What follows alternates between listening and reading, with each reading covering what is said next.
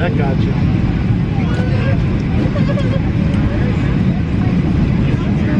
We're landing in Seattle. What else can we do? We're about to get our trailer back, our RV. About to get back to the RV. We're very excited. It's already running. No. You be a Packer fan? Hold it level. No. Badgers.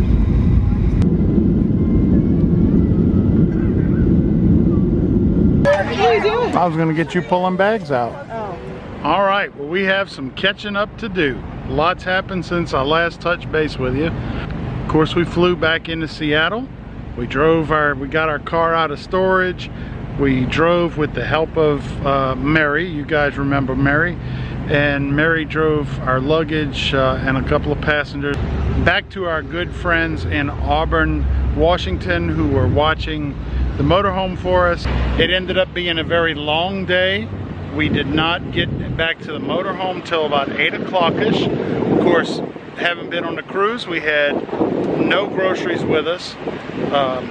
So we got back into the motorhome, got it set up and level so that we could spend the night. I ran out to Walmart, we got some groceries, cooked dinner.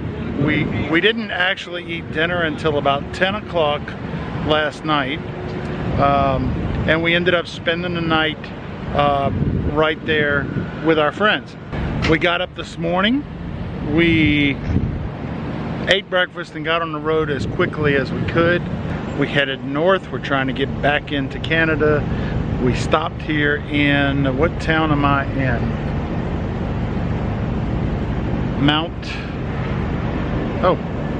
Right there on the fire truck, Mount Vernon.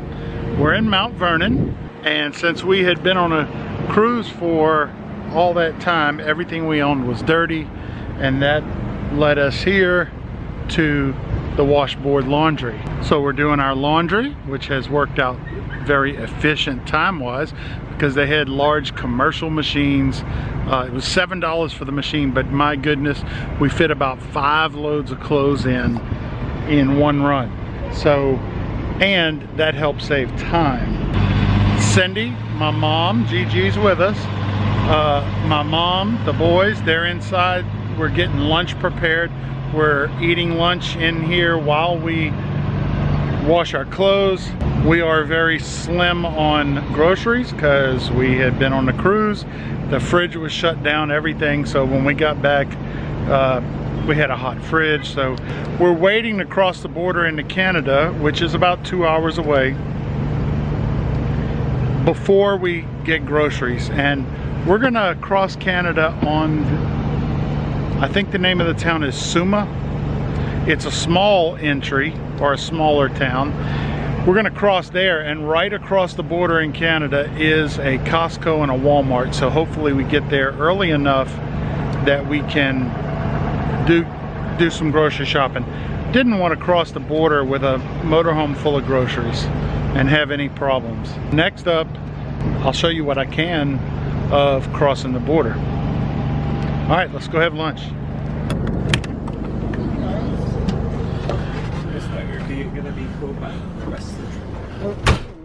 Everybody's eating? Yeah, but I didn't know how much salt and pepper put in there. As I said, we're low on groceries, so lunch is ramen noodles for Gigi, mac and cheese for the boys, can of tuna fish for me. Yeah, we're scraping the bottom of the cupboards. Is cupboards a word? We're scraping the bottom of the pantry. Are you getting a little nervous about crossing the border? Yeah, we're probably 10 miles from the border in Suma, and I am a little nervous. I've never driven through the border with a big motorhome like this, so you know, we have a kitchen and all kind of things that we didn't have when we crossed the border with the car. So, in 1/2 mile, keep right to Hale Road. I'm not going to volunteer any information, but I'll answer all their questions and comply with whatever they ask us to. See no reason it wouldn't go smoothly. Still nervous. All right. How far away are we from it? 9.2 miles. Okay. Here we are. This is the Border Patrol pass-through gate, whatever it is, in Sumas, Washington. Speak the name of a place. Costco Wholesale. Searching for Costco. Select a line number. 1. Would you like to begin navigation? Yes. In 2 kilometers, turn left on McConnell Road. Welcome to Canada, everyone. Yeah. Hey. Hey, Well, how'd I do? you did good. Did I hesitate? He threw a few curveballs. He did throw a few So I curveballs. meant to record it for you guys, but I got a little. Anyway, so he asked if I had any firearms. I said no. He asked if I owned any. I said yes, I own 2. He asked me what kind. I told him. He asked where are they. I told him. He asked me where in my house they were located, so I gave him a very clear description of where they are. There were no other curveballs, They right? asked me where I worked. And Oh, he said, how did you get the time off? Yeah, because Cindy said, well, I'm an accountant. And he said, well, how'd you get the time off? Because he asked if we were on the road for 8 weeks, and I guess that was a red flag for him. It's interesting how trained they are to catch little things in the conversation, to ask the right questions. Now, I thought he asked some good questions. Yeah. But we got through. I don't think I tripped up any. He could probably tell I was a little nervous. You think? Yeah, I think so. Yeah, he could tell I was a little nervous, but it worked out. Sure did. And that's that. So there's a Costco 2 miles from the border, and we're stopping. We can load up on groceries. All right. So, what's the name of the city? I have no idea. Yeah. We can see the mountains in the background. I don't know if you can see it here. GPS now Turn saying left at the traffic light. then 150 take the second meters left. to our turn, and I didn't know what meters were, what they look. Yeah, you get a vision in your mind. I know what 1,000 feet looks like. I know what a quarter mile looks like, but 500 meters I didn't know. So, and I've got it set. Of course, I did it manually. I had to change it, so whatever the speed limit is, I'll be able to follow with kilometers on my GPS. And we're pulling in now to Costco. Already? Does he have the right of way? We finished our shopping at Costco and decided we had run a little too much today. We've been burning the candle at, how's the saying go? What sayings? You Burning the them candle. at both ends. Been burning the candle at both ends. So it was about 7 o'clock by the time we got out of Costco, I got it. and we just decided to stay here. So I went in and asked the manager. Not sure if people do this sort of thing in Canada, but they said sure. Well, actually, she didn't say sure. She said, well, maybe, depends. And I said, depends on what? She says the discretion of the manager. And so I said, well, would you mind asking the manager? And so she did. So the manager said, sure, we could stay the night, and as long as we were gone by 8 a.m. So that's the plan. So we went ahead and cooked some pork chops. We have a freezer full of what happened? You didn't help the matter. I'm sorry. We have a freezer full of food. We grilled pork chops, and then we went in and got some ice cream cones. And boy, a day at Costco is almost like a day on a cruise ship. Yeah. Right? Not really. Interrupting your usual program. If you guys haven't seen this book, it's by Hebert's Travels. Hashtag RV Life. It is a very good book and I would recommend it. It's very informative and it's very funny as well. But You think John's He's going to really- send you some kickback? John, he's looking for a percentage. no, I'm not.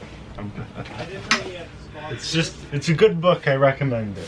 So one of the big drawbacks to staying here at Costco is that we aren't going to have a shower tonight. But the little bit of searching I did for campgrounds to see if maybe we would have gone and found a campground. Little bit of searching I did turned up rates of $50 to $60 seem to be the average for a campground here in British Columbia. Of course, after the exchange rate, you know, that works out to maybe $40 to $50, which is still on the high side of what we're used to paying. I don't know if you've caught in the windows as I talk, there was a red van that is driving circles around us. I went and stood there and I made it look like I was memorizing their license plate because I didn't know if they were trying to cause. Oh, here's the van. All right, there's the red van. She's done that about 50 times. Now, see if you guys can tell what this van is doing.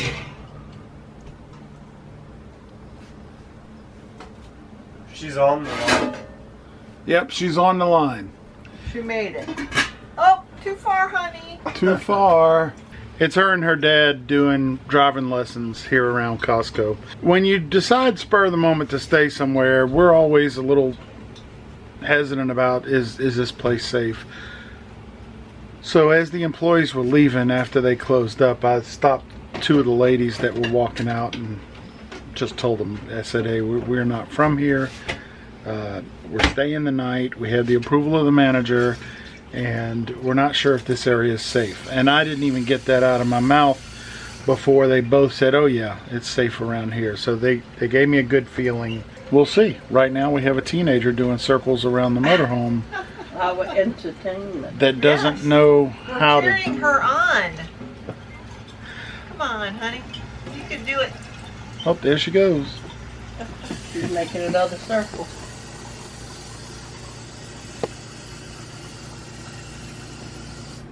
There she goes, Ethan. She didn't hit you. Hey, what's that you're reading? Well, it's RV Life. I think he says hashtag RV life. Hashtag RV Life. Sorry. Why don't you put that light on above you? Yeah. Then you can read better. And Gigi is finishing her yogurt, but see, Gigi has a very, what's the word? Particular Picky. palate. Yeah. And she usually eats a different brand than this. So she stretched outside of her comfort zone. And the results are, It's good. it was good. It's not exactly the same. Different flavors. Okay. What's the name of it?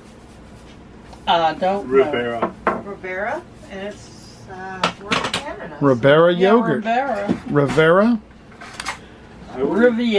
Riviera. And it looks like it's a larger container than what you get usually. Well, mine just this one closes in at the top a little more. Oh. It's not taller? It's a little taller. Yeah. And I like to get every drop. So that's it for tonight. We're not going to make up reasons to stay up late. We're going to just go to bed about as quick as we can get to bed. And then tomorrow, we're passing through, what town did I tell you? Hope, British Columbia, which is the home of, we're not going to tell you yet. Stay tuned for the next episode. So Mr. John was trying to deal with scammers on the internet. So here's what he did. He emailed the scammers saying, yes, it's still for sale. However, mice have eaten out all the wiring. The display no longer works. And it's It's so rusted it doesn't move anymore. Also, please send a second shipping company in case the first can't make it past landmines, razor wire, and sniper's nest. And he said, I still can't figure out why they stopped contacting me.